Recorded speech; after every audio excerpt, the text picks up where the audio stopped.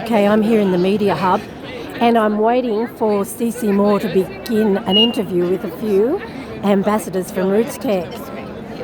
I wonder who's going to lead off with a question. Nicole, are you going to be first or Sharn? Hi, CeCe. Yeah. We're so excited you're coming to our society next Saturday. I know. I can't believe. Down in I mean, Cuba. I wasn't originally planning to come to Rootstech, so when this I a realized, surprise trip? yeah. So Oh my gosh. because Dr. Gates asked me to come up for his keynote, and so it was like, wait, we're driving to Salt Lake City because I get sick of flying. If you can drive, we do. And then I'm going to drive to Arizona next week. So I was saying to my husband, you realize we're driving to Arizona next week, right? Luckily, that's only 6 hours or so. Exactly. Right? It's about half.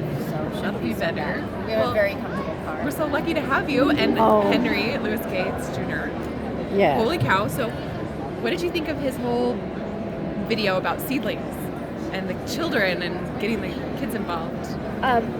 It's something he and I had talked about a lot in the past, and because I'm really interested in genetic genealogy education, of course I'm thrilled with the idea of starting kids young, because you can change lives and then they can change lives. If a child doesn't know about genetics or about genealogy, then they're not thinking that's what they want to be, right? So we have lots of budding genealogists and geneticists and genetic genealogists now who are getting exposed to it early enough that it's something that they can aspire to and dream about. For me, I didn't learn about genetics really until my senior year in high school in my AP Bio course. It was the first time I was really exposed to it at all. I mean, I knew it existed, but didn't really know anything about it. And I already had a full scholarship for music, and I felt in love with genetics, and I just wanted to do it so badly. And it was a huge shift from what I had been planning to do. And I already had a full scholarship, I already had the college picked out, everything was set. And I loved it so much that I tried to change my major. I contacted the two schools I had scholarships at and said, can I switch to genetics? And they said, we don't have an undergraduate program for that, unfortunately. You'd have to major in biology, which is, I didn't want to cut open frogs and stuff. Yeah. So I called all up and down the West Coast because I really didn't have the money to be flying to an East Coast college.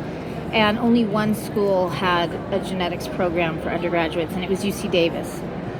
And it was not, that's a 4-H agricultural school. So for an 18-year-old, it didn't sound really exciting. Oh, plenty of talent. So I just stuck with my original plan and studied music, and then ended up in musical theater and kind of forgot about genetics.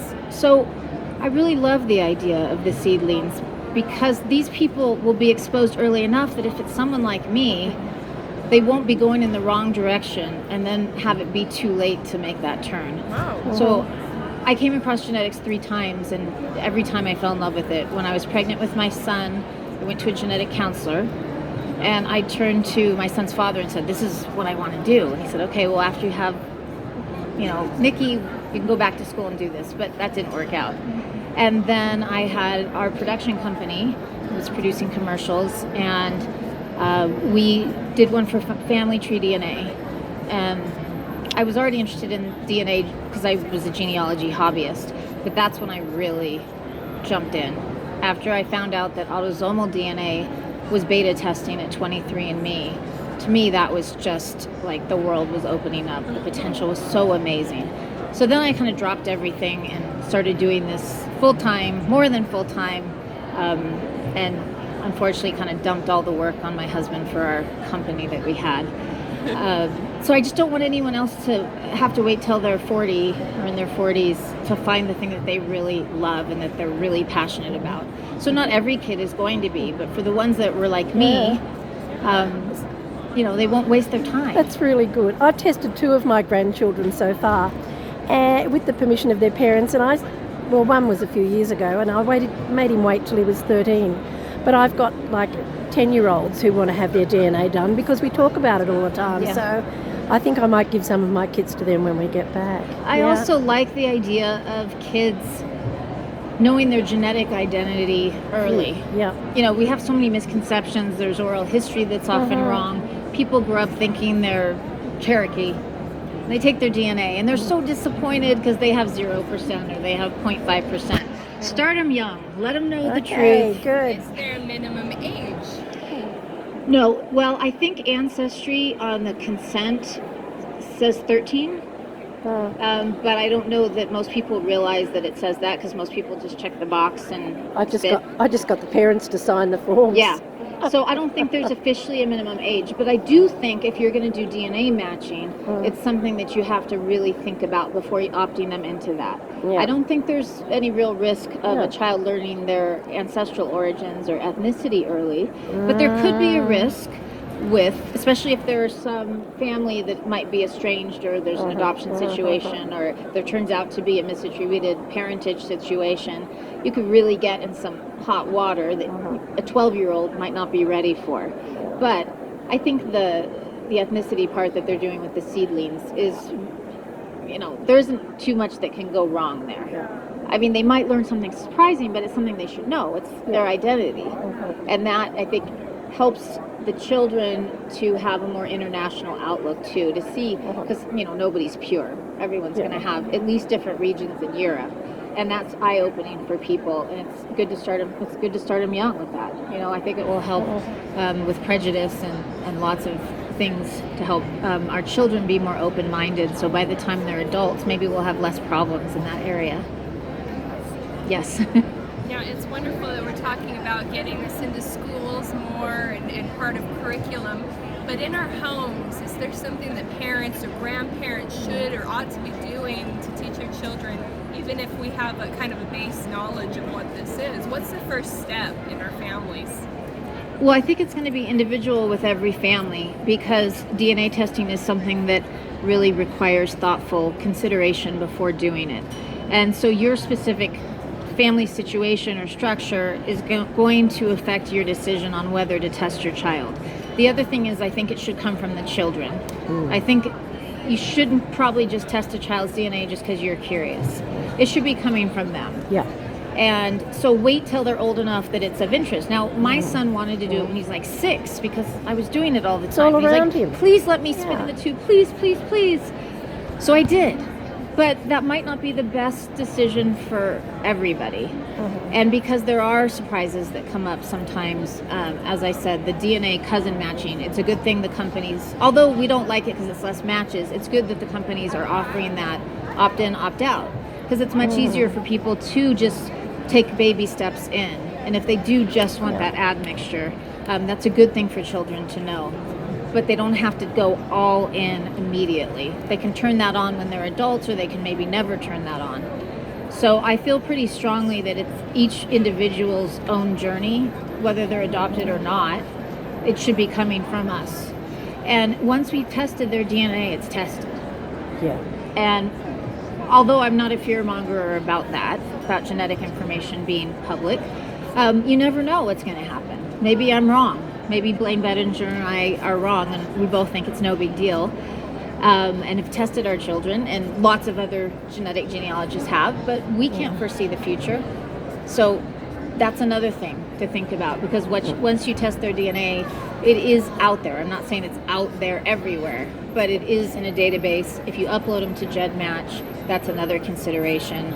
If you've got that raw data on a computer, that's another situation. So I don't see a lot of problems with it, but we have no idea what we'd be doing in genetic genealogy now, so I don't think we can foresee every possibility. You work a lot with the doctors and connecting with families. A big part of feeling connected is actually knowing the stories that are shared. Adoptees don't have that knowledge of the stories. How important to partners do you think when they connect, learning those family stories to actually families? Yeah, I think the family stories are huge for a person's identity. So I don't know if you could hear it, but it was about adoptees learning the family stories from their biological family. When I work on a case and I can't find a picture and I can't find a lot of information other than names and dates, it really is it's disappointing, because I always want to give them more than just a name and a place. I always want to give them a face if I can. And one reason I love newspapers.com and Genealogy Bank and Google is because I can often find specific information about that family that does provide a story, maybe not a full story or always, but something that gets you thinking. Now, one of the great things for adoptees is that they can connect with their cousins right away, even before it's solved. So by the time they discover their birth family, they often know much more about the family history and even the family stories than that family does. And it's one of the reasons I encourage people that can to learn to self-educate and do this themselves, to do it themselves. I mean, I love working cases, of course, but I would always prefer that the adoptee or the person of unknown parentage does the research themselves, because it's so rich that way. Like, I know so much about so many different people's families. I want them to get that knowledge themselves. It's so fulfilling if you do it for yourself. And that's one of the reasons we started DNA Detectives, was so there was a place for people to self-educate. I mean, there's obviously not enough search angels and volunteers to work every case, so that was a big part of it. But the idea was helping people step by step by step in the process. And then when they find the answer themselves, it's so fulfilling for them. And I think it helps bring closure too, even if things don't turn out perfectly with the family. If you don't get that dream reunion, you still have learned so much about your identity. And so the stories are, I mean, the most important thing. And we're not always going to get a full picture of that, but I think we have a lot of resources that need to be checked first. You know, you don't just give up. Like, I was so excited MyHeritage is introducing what they said is the largest collection of yearbooks anywhere. They just introduced it this weekend. I was practically jumping up and down in my seat, and Gilad was like, yeah, you can clap, because I was going, he says, go ahead, because that's huge. That gives us such a better chance of finding photographs. And, you know, I use classmates.com already and e-yearbooks and Ancestry's collection, but the more the better, right? Yeah. And they're also releasing Canadian obituaries, and it's really hard in Canada because they have much stricter privacy laws. So that's going to help us a lot in getting down to those living people, and then learning about some of these people that we missed, you know, that we found the family too late. A lot of those, you know, as genealogists, a lot of obituaries are pretty rich in details and stories. Less so now because they're so expensive, but in historical ones. So I always really try to add that to it. It's not always possible, but as more things come online, it gets better, and also as more people test. So I have an interesting story in that when I tested early on, I found a cousin that had a trunk that had been passed down through the years from our common ancestor. So, you know, you're not always passed the same things, and that includes oral history and stories that might be lost on your branch, but somebody else kept them. There's no better way to connect with those people than DNA testing. And so in this case, there was a surname, a maiden name I had been chasing for many years, and others before me many years. And it was on a hand-drawn family tree that was at the bottom of that chest. There was a picture of my second great-grandmother, and I had no pictures of her. I'd never seen one. There's nothing on Ancestry. And there were some shoes my third great-grandmother made for my second great-grandmother. Now, I'd love to have those, but of course I don't. But I have pictures at least. And it turns out the maiden name on the old hand-drawn tree does fit with the DNA. So I think, you know, it was correct. And I wouldn't have known. I wouldn't have known where to look. But once I had it, I could put it in those surname filters and see how many people I'm matching that have the ancestral surname Ames. And then to start grouping those and figuring out which Ames family it is, which I'm still working on. But it's definitely Ames, I can see that. And then it also led me to another record that I hadn't found anywhere else, because her daughter married an Ames too. I don't know if it was coincidentally or not. And it led me to a death certificate I had not been able to find that had her maiden name on it as Ames. And so sometimes the DNA will lead you to the records that you couldn't find too. So, you know, DNA. But I think, like I said in my short keynote, I don't think there's any better way to connect with the stories than connecting with your living relatives and seeing what might be passed down that you don't know or don't have. So that one was huge. Because before DNA, I did genealogy for years before, and my thing was collecting family photos because we didn't have that many. And so I was contacting all kinds of relatives that no one had ever, you know, talked to in decades. And collecting those. And so when DNA leads me to a photo, that's like the greatest find for me. So the yearbooks are huge then. Yeah, I mean, they go back to 1890. I think I know what everyone looks like that far. So for me, not so much, but I still DNA out of recognize old shoes. how. Oh, I wish. I wish. DNA angels. Yeah. Although, okay. To be a search engine. So her question was, how do people get to be a search angel? You just have to have initiative, because there's no one way to become a search angel. Part of the reason I started DNA Detectives was to bring the people that have knowledge and experience that want to volunteer together with those who need help. And so really the best way to do it, in my opinion, is to join our group. If you feel like you can answer a lot of these questions, start answering them so people start to know you and trust you. And then if you see a case where someone's begging for help and nobody else has jumped in, say, hey, I'm willing to help. Like, I don't know how much experience you have at it. If you don't have a lot of experience with adoption, just tell them, this is new to me too, but I'm going to learn with you. If you do have it, great. If you're a longtime genealogist and you've worked with DNA, they'll be thrilled to have the help. But just remember to let them kind of lead the search still. I mean, you are going to be doing lots of the research, but always go with their pace, because sometimes when you start getting too much and getting too close, they go, wait, I need a break. And it's hard for us to stop because we're so invested in it, but you have to stop if they ask you, or if they even seem a little tenuous, say, hey, do you need a little break? Do you want me to slow down or stop? I can wait. And you can go pick up another case if you're just jonesing to get there. So we love volunteers.